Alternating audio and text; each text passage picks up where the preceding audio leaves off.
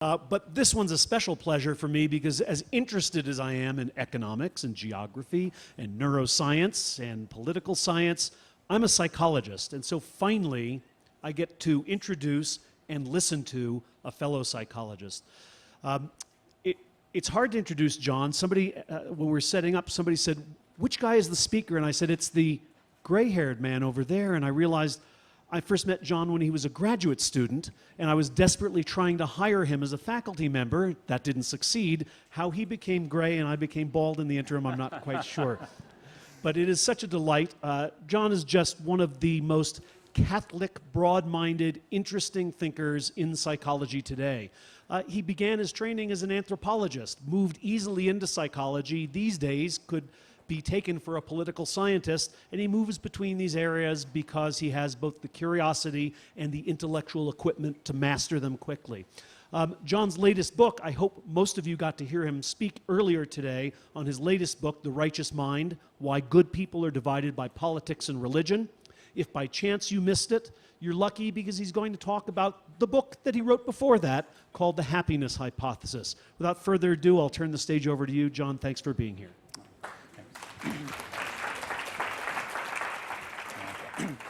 Thanks so much, Dan. Let's just do a little sound check. Okay, the sound sounds good. So as Dan mentioned, my interests are broad, but they're really focused on morality from many different angles. But once I got to the University of Virginia, I was told, well, you'll teach the introductory psychology class. That will be your service class. So I started teaching it, and I tried to explain all of psychology in 24 lectures. And I found myself picking quotes from the ancients or from Thomas Jefferson, who you have to refer to once a year. It's part of your contract at UVA. And I found myself referring to all these quotes from the ancients. And I thought, wow, the ancients actually knew a lot of psychology. And I thought, for a while when I thought, well, it's, if I don't get tenure and I have to leave UVA, what will I do? And I thought, I know, I'll write a popular book and I'll just collect all these aphorisms and we'll put them together and we'll see, are they true? And fortunately, I did get tenure, but I decided to write the book anyway. And let's see, is that? OK, now the side screens should show the computer. There we are. OK. So I put together all of these quotes. And when I wrote up a proposal to try to get the book published, and I picked this title, boring but descriptive, 12 Great Truths, Insights into Mind and Heart from Ancient Cultures and Modern Psychology. I got a contract, I started writing the book, I ran out of time, I had to change the title to 10 Great Truths, Insights into Mind and Heart. And that, for those of you who especially are laughing, I hope you know the Mel Brooks line, I bring you these 10 commandments. Okay. The publishers then changed the title, because they get to pick the title, to The Happiness Hypothesis. I said, well, what's that? I don't know what the happiness hypothesis is. I'm writing a book on a bunch of ideas, and some of them have to do with happiness, but others don't. But by the time the book came out, I realized, actually, the book really is about a happiness hypothesis, and that's going to be the point of my talk today. When I put the book together, I expected certain things to happen. I expected that ideas about human flourishing that were developed in many cultures and many eras were likely to be true. So I expected that they were going to be true with some conditions and modifications.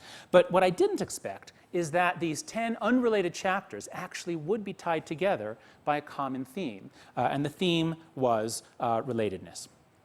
Without further ado, let's begin. I'm going to tell you about 3 of these 10 truths today, and I'll try to put them together into a way which I hope will be useful and will contribute to the happiness track and all the different perspectives that you've gotten in all the sessions that Dan put together for us.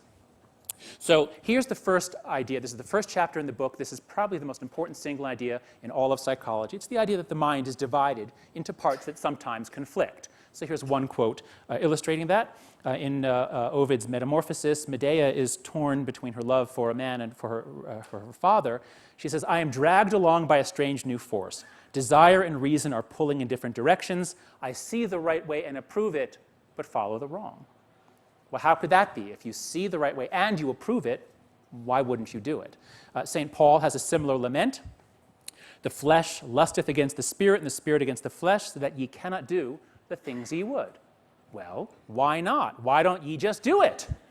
Why don't ye just do it? And the answer is because you, or ye, are not really in charge. That is, the you that is thinking and saying and resolving is not really in charge of your behavior. An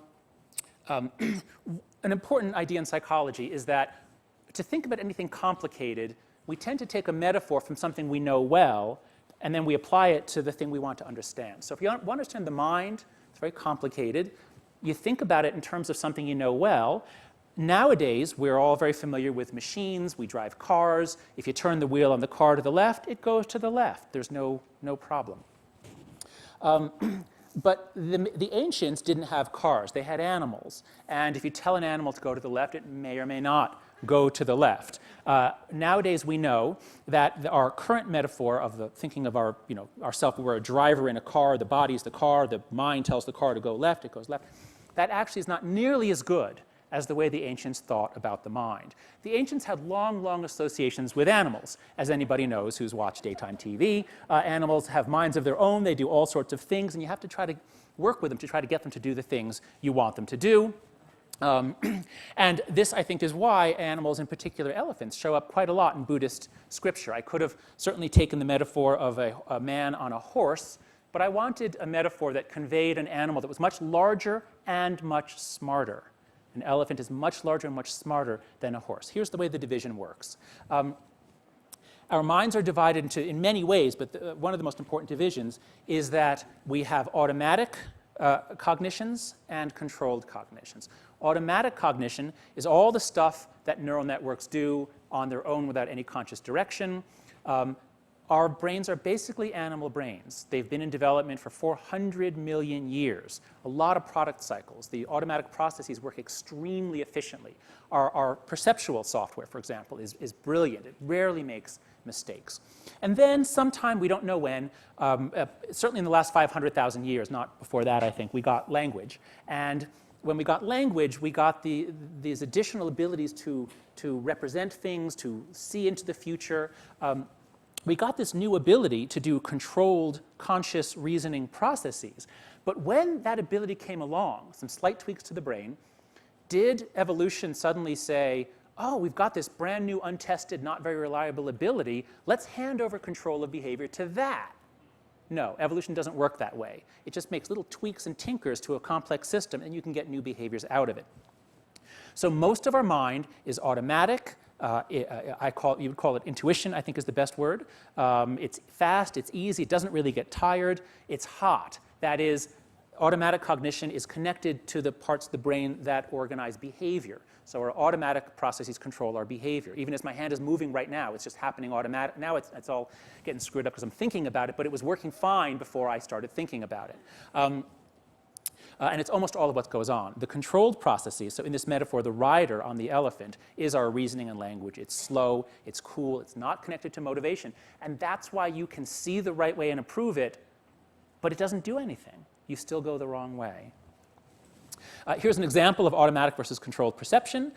This was a photo taken by the 1976 Viking mission to Mars, and as you can see, it shows that there was once a race of giants on Mars, and they got buried under the dust. I mean, you see it, right? I mean, what else could that be? It's completely compelling. Here's another photo of the same formation taken by a later mission, and now I hope you can either see a face or not. Now it's ambiguous, so if you try to see a face, you can, and if you don't, you don't. And here's a more recent mission, a more recent photo from a more recent mission.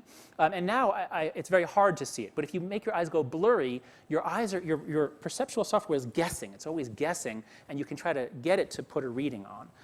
But it's the difference between automatic in the first picture, totally compelling, and controlled. Here's another example. If you look at this figure, raise your hand if you see a triangle on 3 circles.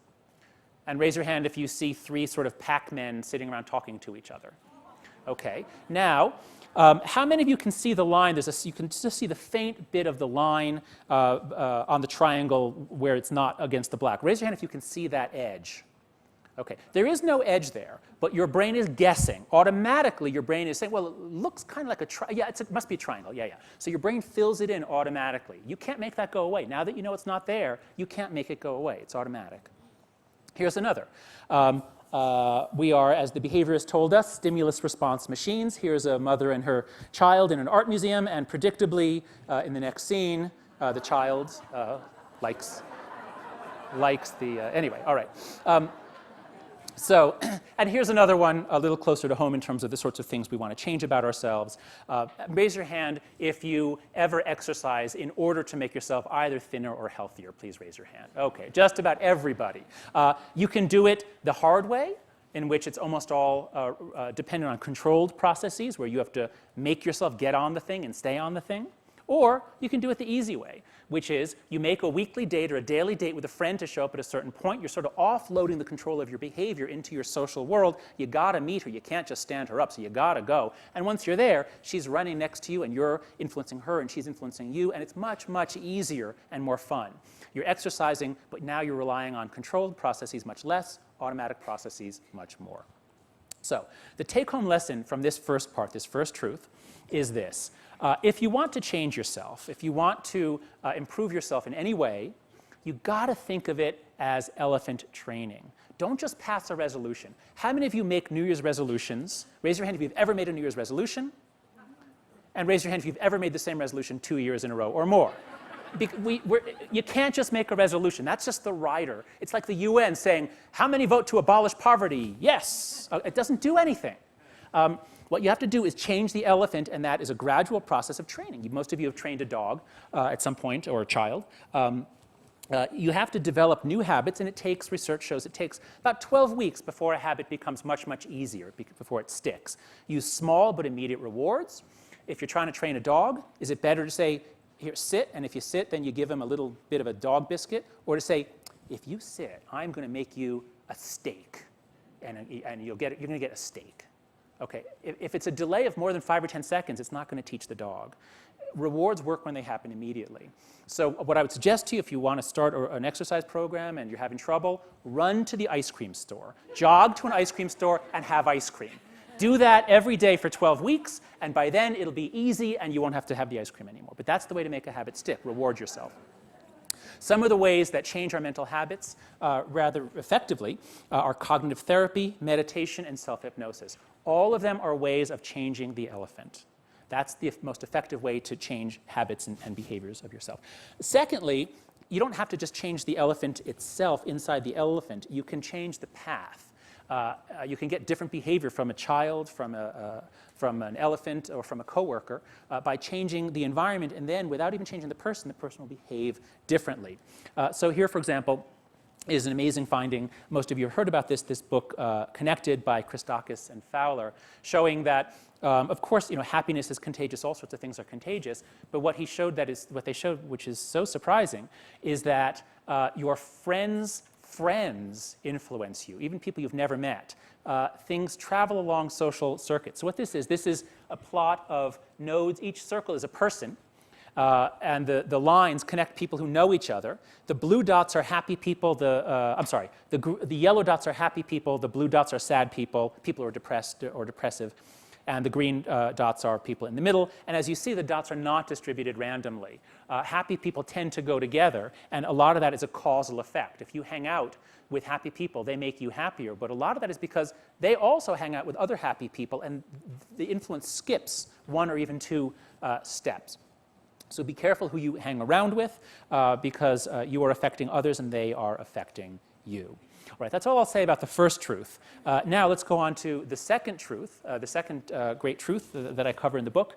This is the foundation of pop psychology. Right now, I'm going to eliminate the need for you to ever buy a pop psychology book, because this is pretty much all they say. There's nothing either good or bad, but thinking makes it so. That, of course, many of you recognize is from Shakespeare, from Hamlet.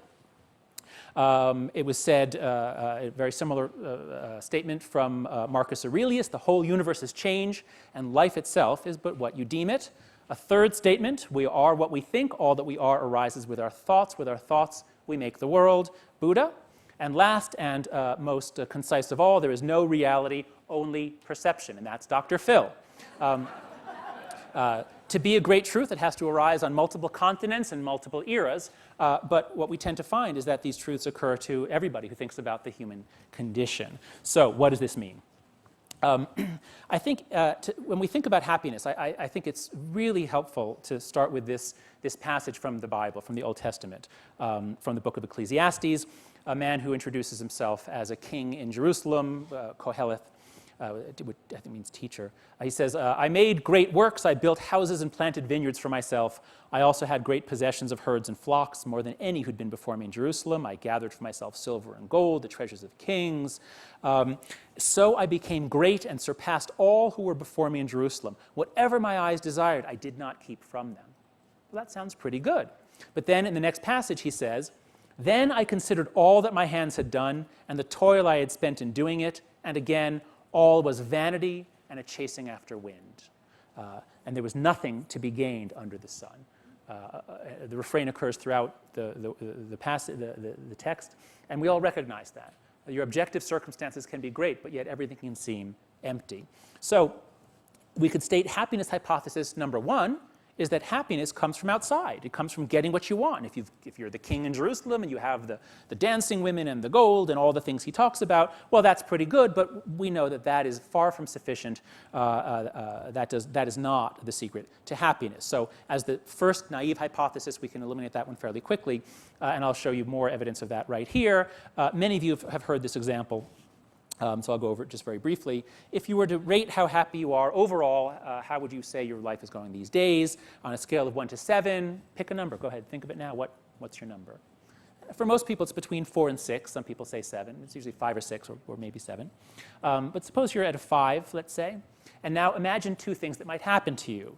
Suppose first that you were to win the lottery and you would be wealthy for the rest of your life. You would never have to worry about how much things cost in the future. Would that change you? Well, look, for the audience I'm talking to, what a silly example. It's not going to have any effect on you guys. But suppose that this was some other more representative audience, winning the lottery, or conversely, instead of winning the lottery, suppose you fell down the stairs, broke your neck, you're paralyzed for life, you will never feel your lower body, you'll never walk, you will never have children, let's say, if you haven't had them already. How would this change your happiness over the next 5 years? And when I do this with my Psych 101 students and I ask them to graph out what they think will happen, this is what we generally get.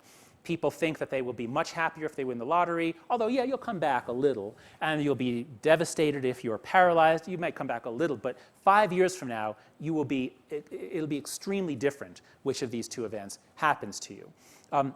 While we don't actually have data on what happens minute by minute or even month by month, thank God nobody's ever gone up to somebody, so you just broke your neck. On a scale of 1 to 7, how do you feel? But what we can reconstruct from the way people talk about it is that when you win the lottery, yes, you're very happy, but amazingly quickly you come back down because of adaptation. So at first, everything is new, you have all these new possibilities, you start going to Whole Foods and spending whatever you want, but after a while you get used to it. You get used to the fresh squeezed papaya, orange, whatever, squeezed right there for you by massage therapists. And the other thing that happens, though, is that if you win the lottery especially, you lose a lot of friends and relatives because everybody has a reason to think that you owe them.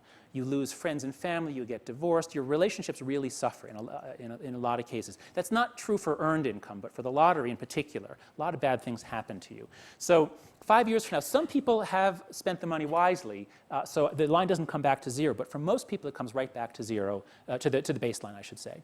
Conversely, if you break your neck, it's the mirror image story. When you wake up in the hospital, you might well say, why did you save me? Why did you pull me from the wreckage? Why didn't you let me die? My life is over. But what you discover is that with physical therapy, you can actually not just take in food through a tube, you can actually have a sip of orange juice. And even that horrible hospital orange juice with the little foil cover on it, that would be the most delicious thing you've ever tasted because you haven't tasted anything in weeks, and now you can taste again. So you reset your expectations so low, every bit of progress is thrilling. Also, your relationships deepen. You do lose some friends, that's true, but the ones that you keep are really there for you, and those relationships are really much more important than your other objective circumstances. So just an illustration, Stephen Hawking interviewed in the New York Times by Deborah Solomon. How do you keep your spirits up? His answer, my expectations were reduced to 0 when I was 21. Everything since then has been a bonus. So The point here is that major life events matter much less than we expect. We think if I break my neck, if I get into medical school, whatever, these big things are going to change my life, but they don't. And this is the important work done by Dan Gilbert and by Tim Wilson on affective forecasting. We're correct about the direction. We know that we'll like it or dislike it, but we're really inaccurate about how long it's going to affect us. So Ben Franklin really got it right when he said happiness is produced not so much by great pieces of good fortune that seldom happen as by little advantages that occur every day. All right, let's look at those little advantages. Positive psychology, in a sense, was born in the 1980s with some early work by Ed Diener on happiness and who's happy. What are the conditions that cause happiness? And the first finding from this work was that all the things that you think are going to matter don't.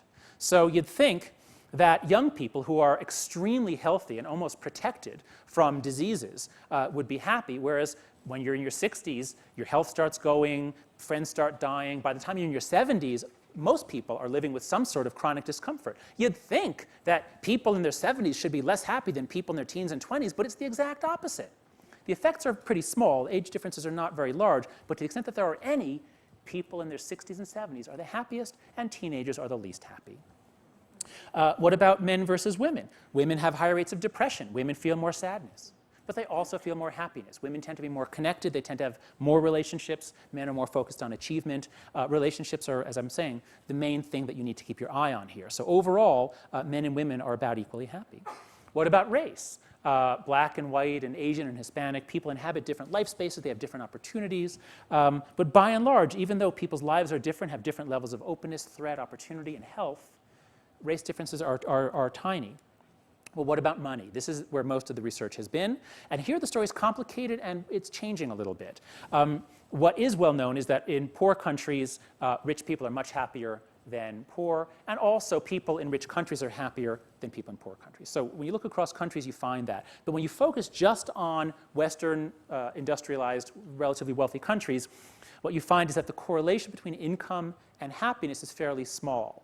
Now, Ed Diener found that it was a correlation coefficient of 0.12, which is not 0, but it's not big. And so it was reported in the 90s, especially, money doesn't buy happiness. Once you're over 30 or 40,000, additional money doesn't matter.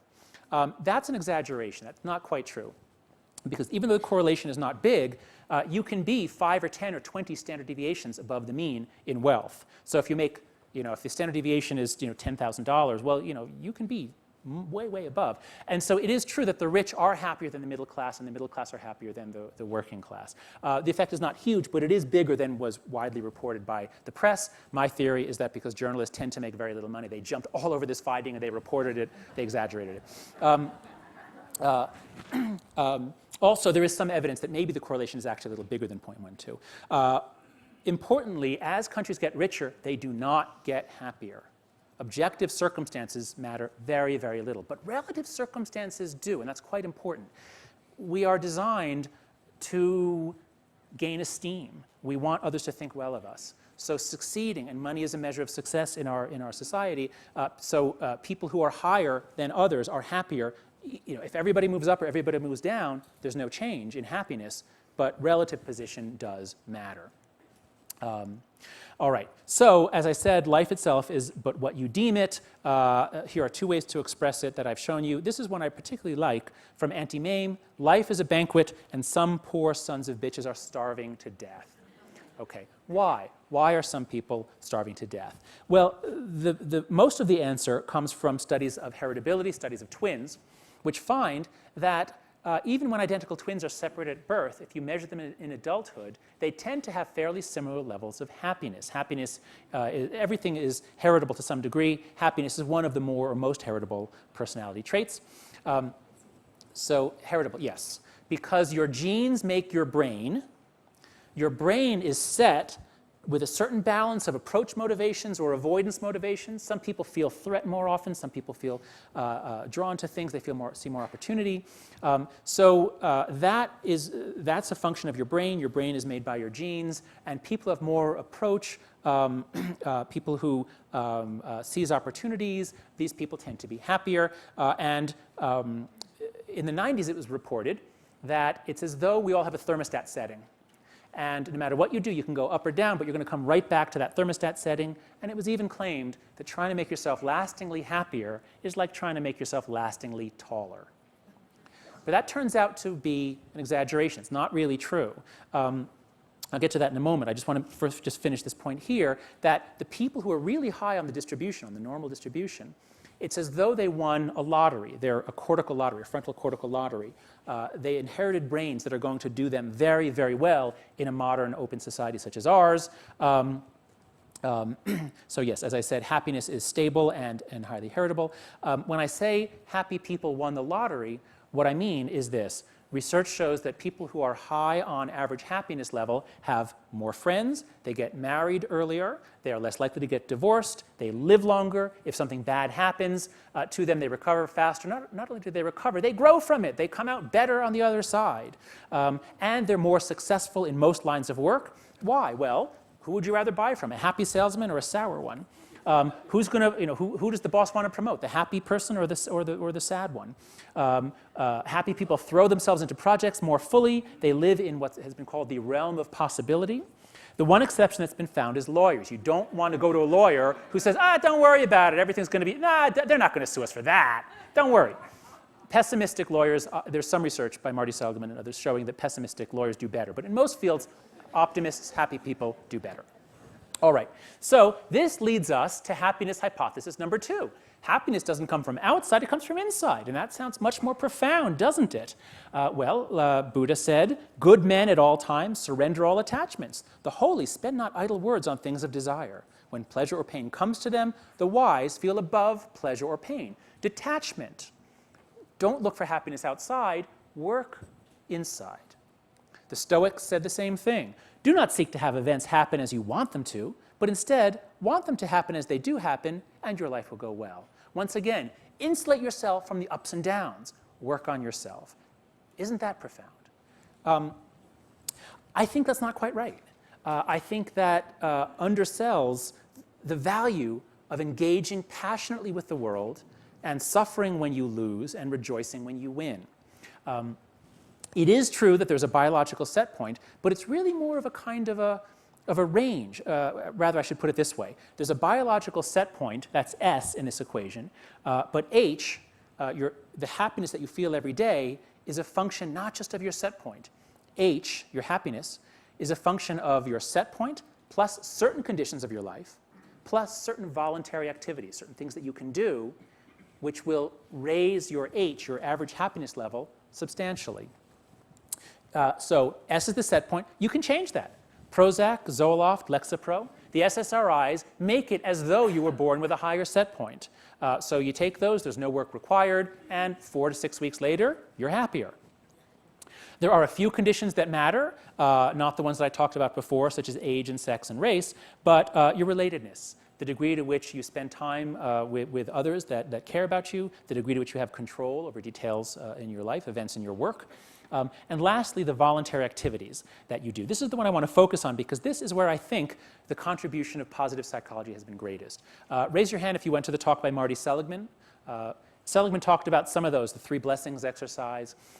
This has been the great discovery that there's some very simple things you can do that are as effective at raising your happiness as taking Prozac. So I'll tell you 4 things that you could do. You could start them today. They're very easy. The first is diagnose yourself. You just need to know, on that normal distribution that I showed you of happiness levels, are you in the top third, the middle third, the bottom third? Where you are is going to determine what sorts of things you should do to make yourself happier. So you can go to the website that Seligman talked about, AuthenticHappiness.org, take a few surveys there, and you can find out, although most of you know where you are on that distribution. A really useful thing to know is your signature strengths. Is your strength curiosity and love of learning? Is it gratitude? Is it humor? Know your strengths. Don't try to fix your weaknesses. That's very difficult to do. But if you can rearrange your life so that you get to use your strengths, that's much more rewarding. So that's a very simple first step that you can start on that tonight. Secondly, if you are on the bottom third especially, or let's say the bottom half, there's some simple things you can do to change your thinking habits, to change the elephant, the habitual thinking habits. There are some simple books. One is Mind Over Mood, another is Feeling Good. Research using feeling good showed that if you tell 50 people to read the book, you give 50 people Prozac, at the end of the time, they're equally happy because just reading the book, not even doing the exercise, just reading the book changes the way you think of it. And if you do the exercises, you get even more benefit. So cognitive therapy, meditation, and self-hypnosis, these are all ways of changing your automatic thought processes. Third, some simple physical interventions. The most important one is stop dieting. Don't go on a diet. Especially those of you who heard Gary Taubes talk, you know it was a big hoax. The whole idea, oh, it's carbs, oh, fat is so terrible, we got to stop eating fat. No, it's carbs and especially fructose. We now hear. But if you diet, you're not just picking a fight with all of your evolved systems to maintain your weight. You're also pushing yourself down on Maslow's hierarchy of needs. You're pushing yourself down where you think about food all the time and you talk to your friends about your diet. You become really boring and cranky and nobody wants to hang out with you. So stop dieting. If you exercise more, or if you change the foods you eat but don't try to restrict calories, that generally is more effective and it has the benefit of actually improving your mood. So exercise is more effective, especially if you can fly like that. That's a lot of calories there. The fourth, improve your relatedness. Now everybody thinks, oh, relatedness, well that means marriage and love and that one special partner. And sure, that's helpful. Marty Seligman talked about working on existing relationships, like using a gratitude visit, because I think it's important to look beyond marriage and romantic relationships and realize we evolved to hang out in groups, in gangs, and especially in single-sex groups and gangs. I think there's a tremendous joy to getting together. It does, it can be mixed sex as on the TV show Friends, but there's a special joy in just hanging out with a group of people. And people always used to do that, but nowadays, we spend more time, with our married partner and socializing in mixed-sex groups. So think about ways you can hang out with a gang that has common interests. So that's all I'll say about the second truth. That is, there's nothing good or bad, but thinking makes it so. Now, in our remaining time, I'll tell you about the last one, which is the one I'm most excited about, and I think the one which will be most helpful and it'll fit in with so many things that you've been hearing here at Aspen, that happiness comes from between. This is a quote from Willa Cather. I was entirely happy, perhaps we feel like that when we die and become a part of something entire, whether it is sun and air or goodness and knowledge. At any rate, that is happiness, to be dissolved into something complete and great. That sounds very inspiring. It's almost a cheap trick you can do. Just work into anything you're talking about. You can be giving a sales report and just throw in the phrase, something greater than ourselves. Just throw that in and everybody will suddenly go, oh, wow, yeah. There's something about self-loss that's deeply moving to us. This is what got me interested in this topic of self-loss. We are so good at coming together in groups and losing ourselves.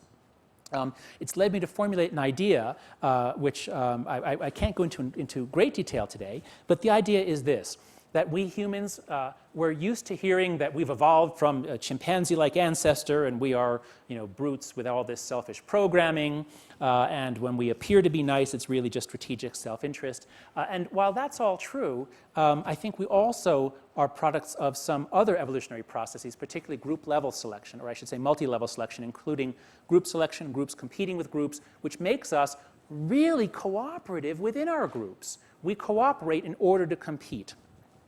So what I believe is true about human nature is this, that we are conditional hive creatures. We're not just chimps, we're also part bee. We are conditional hive creatures. We have the ability, under special circumstances, to forget our self-interest and lose ourselves in something larger than ourselves. There, I just pushed that little button. You should all have felt something open inside you. We're good at every man for himself.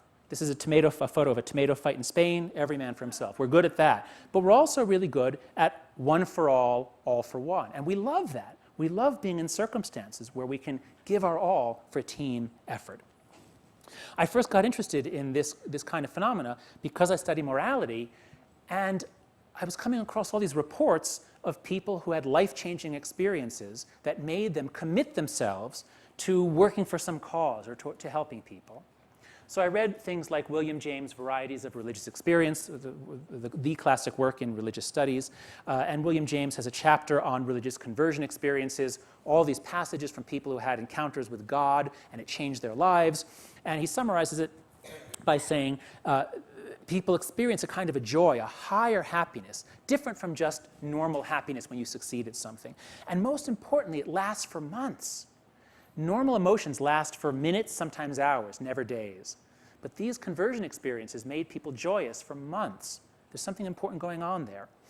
When this happens, the world looks new and beautiful. And most importantly, they come back from it with a moral commitment to serve. Nobody comes back from an encounter with God saying, I want to make as much money as I can, as quickly as I can. People become much more selfless after these experiences. Well, that's very interesting, but religious experiences, maybe it's a brain tumor, who knows? But there's so many ways to get to the same mental state. Awe in nature. I mean, we have events in beautiful places like Aspen because it affects us, it opens us, it makes us want to lower our carbon footprint and things like that. Here's a quote from Ralph Waldo Emerson: "Standing on the bare ground, my head bathed by the blithe air, uplifted into infinite space, all mean egotism vanishes. I am nothing, I see all." And we all recognize this.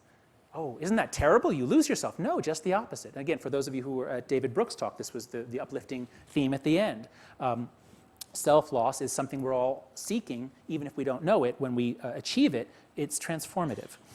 Meditation is another path to the same end state. The state of samadhi is defined as a state where the subject-object distinction and one sense of an individual self disappear. And many devotees of psychedelic drugs found the same thing.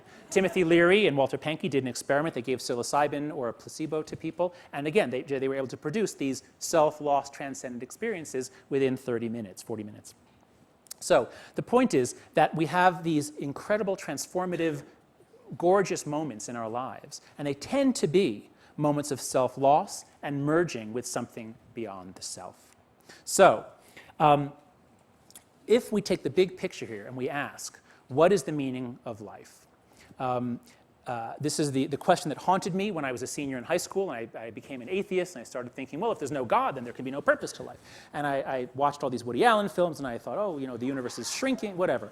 And what I realized in working through this sort of existential quasi-depression was that if you ask, what is the purpose for which I was put here? What is the purpose of life? There's no real answer to that. If you have a religious answer, that's your answer. But it's not an empirical question. It's more of a theological question, let's say. And if you're an atheist, there's no purpose. Evolution has no purpose. But there's a different question. This is the one that we're really asking, I think. And this is the one that we really can answer. How can I live a full, rich, satisfying life? How can I find purpose and meaning within life? How can I avoid the state of Koheleth in Ecclesiastes, in which all was vanity and a chasing after wind? And this is the concluding idea, happiness hypothesis number 3. Remember, 1 was happiness comes from outside, from getting what you want. 2 was no, happiness comes from within. Happiness hypothesis number 3, which I believe is the correct one, is that happiness comes from between. And I can get more specific. What I mean, it comes from getting the right relationships between your rider and your elephant. That's mental health. Mental health isn't dominating the elephant and beating into submission. It's understanding that the parts of your mind each have their own strengths and getting them to work together well. That's mental health. Then getting the right relationship between yourself and others. Relationships are what are most important for happiness. But also getting relationships right between yourself and your work. Getting work that allows you to use your signature strengths so that you feel energized every day. You feel as though you've been at your best. And lastly, getting the right relationship between yourself and something larger than yourself. So to illustrate those, the rider and the elephant, relationships with others, relationships with your work, and lastly, relationship with something larger than yourself, some more of a group project or perhaps a religious project. Then just wait. Purpose and meaning will grow. Thank you.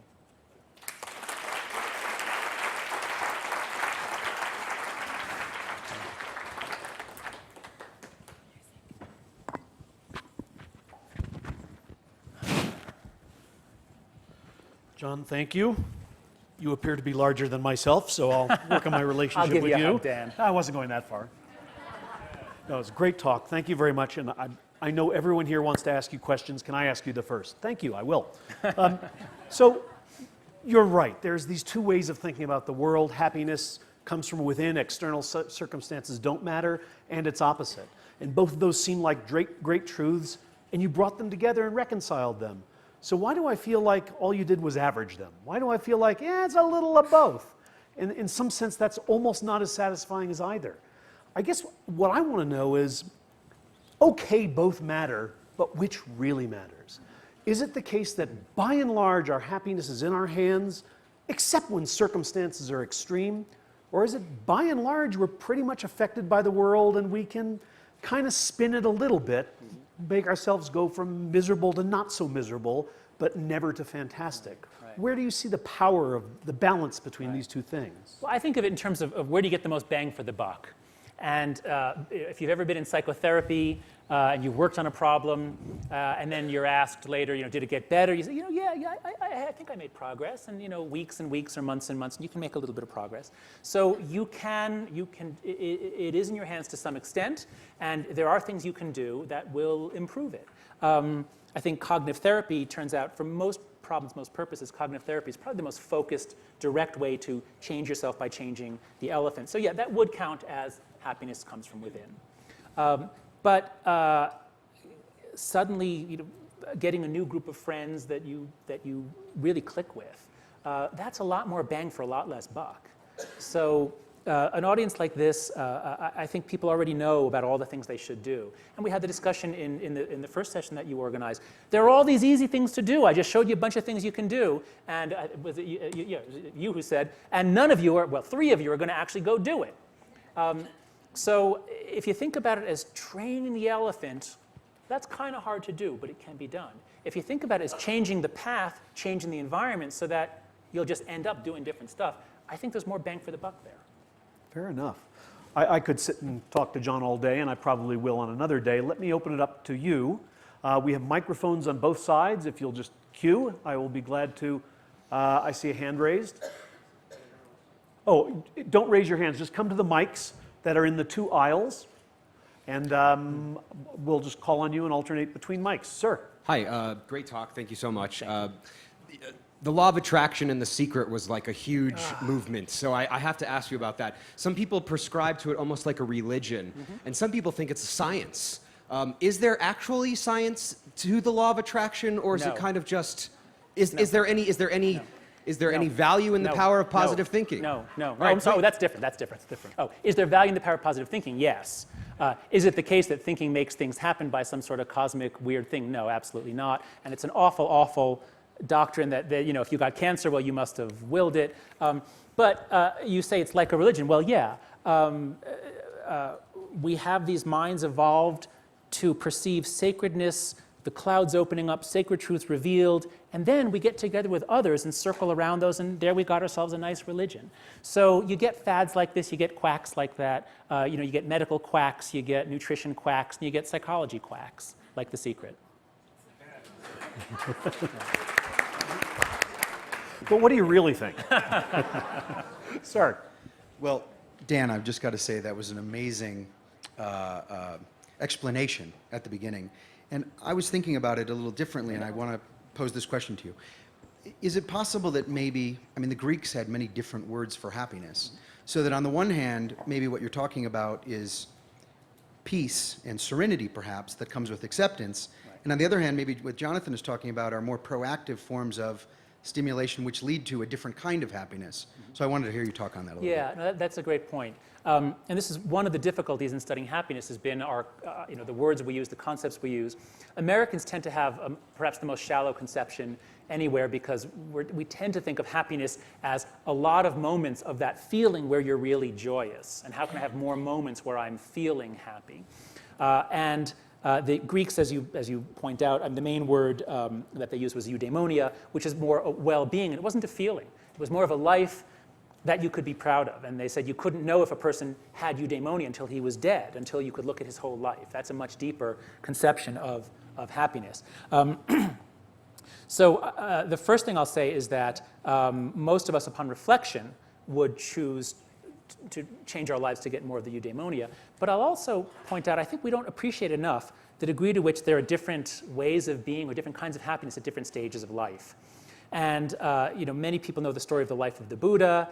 He goes out, he has he's women and power, and he rejects it all. He goes off in the woods, and finally he attains enlightenment, and it's detachment, separation, calmness. It's a joy, but it's a calmness. I think that actually contains in it a really nice metaphor for development and aging, and I think it would be a terrible mistake for a teenager to pursue meditation, detachment, and to skip all the falling in love and getting your heart broken, the fantastic successes and humiliations, the things that deepen your experience of life.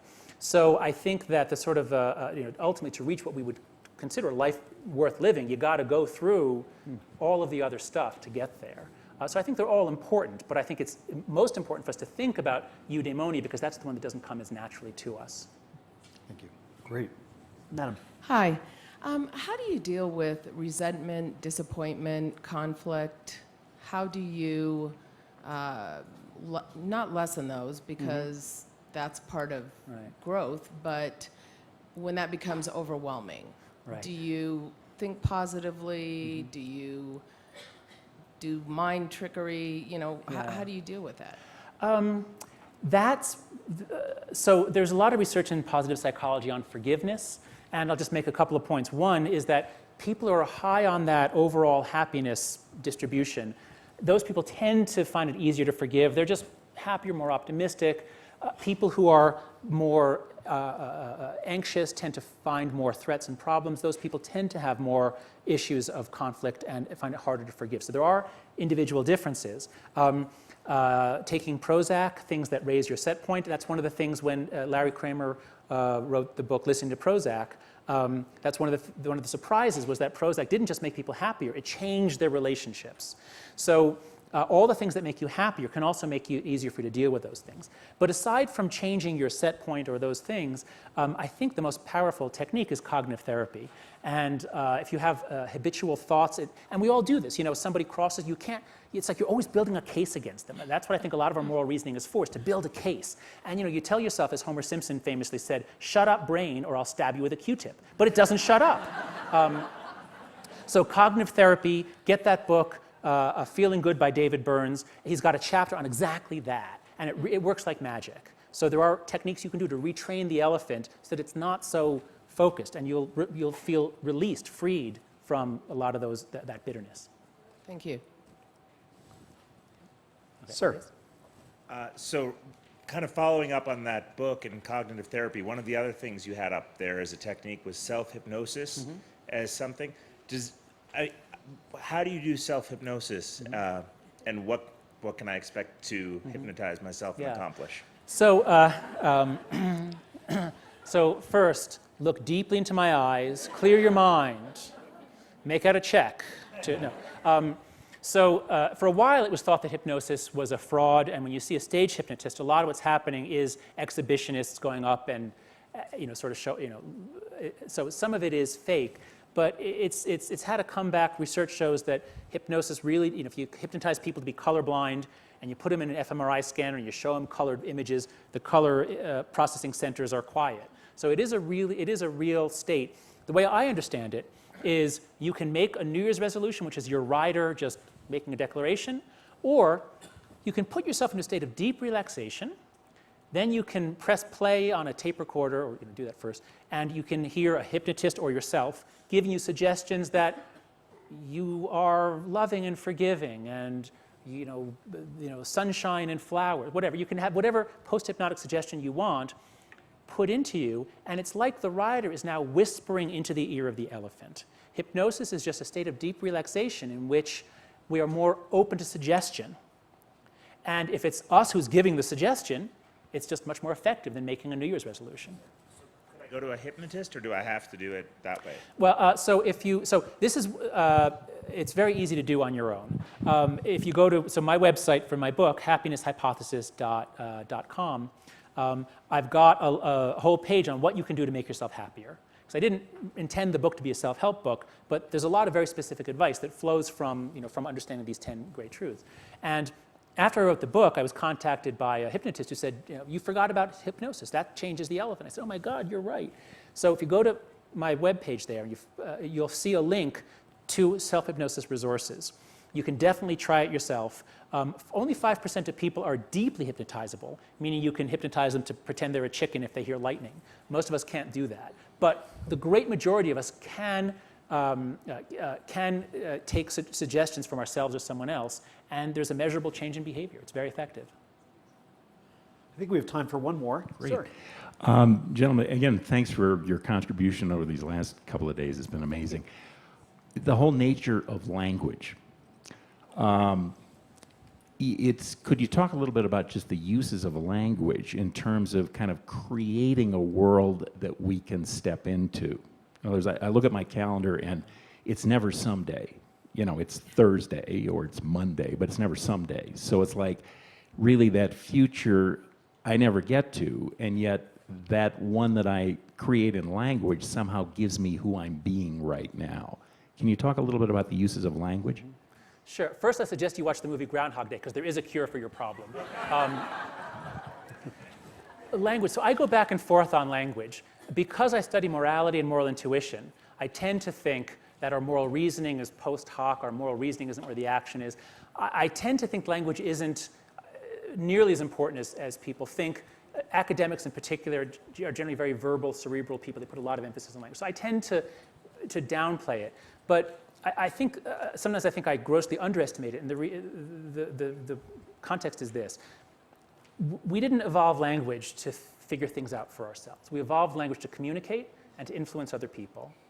Language is supremely important in forging relationships, in co-constructing solutions, communities, moral matrices. So language is, we wouldn't be who we are without language. Language allowed us to do all the things that we're doing. Language obviously is one of the most important things in our evolutionary history. But you can so easily get lost in language, and that's just the rider spinning its wheels, playing games. I think it's often helpful if you are futurizing too much, change the channel, do things to distract yourself, just engage with the world and it'll shut your brain up so that you're not so lost in language. Those are some scattered thoughts. Thanks. I'm sorry that we're out of time. We're not quite done with the happiness track. There is still one train on it, and that's tomorrow morning, where we'll be talking about happiness across the world and in different countries. That'll be exciting. I hope to see you there. In the meantime, please join me in thanking John Haidt for a fantastic talk. Thank you.